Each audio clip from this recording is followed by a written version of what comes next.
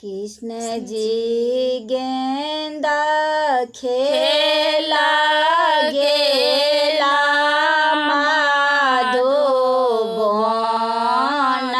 में गेंद खसलन जल में ना। कृष्ण जी गेंद खेला गेला माधोवन में गेंद खसलन जल में ना। जब गेंदा खसलन जल में कृष्ण जी कूदी गड़ला छन में। जब गेंद खसलन जल में कृष्ण जी कूदी पड़ला छन में। अब किनका दिया समाद पठे जसोधा माई के गाखोला में जाई के ना। बता किनका दिया समाद पठे जसोधा माई के गाखोला में जाई के ना।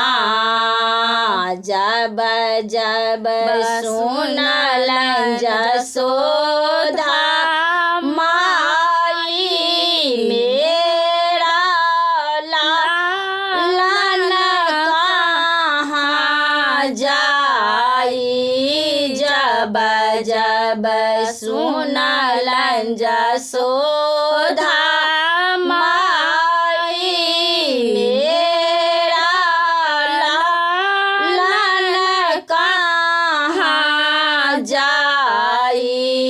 अब के खेताए माखन मिसरी दूध के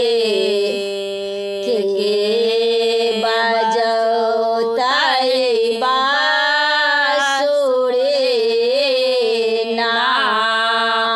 अब के खेताए माखन मिसरी दूध के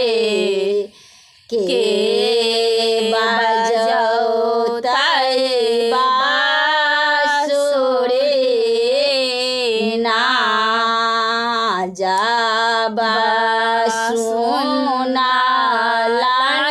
मुरारी देलन बांसुरी बजाई। जाबे सुनलन मुरारी देलन बांसुरी बजाई।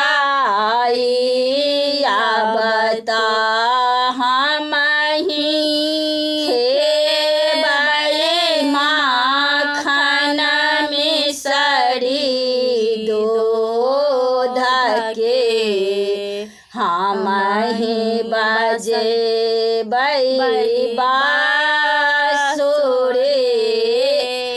ना।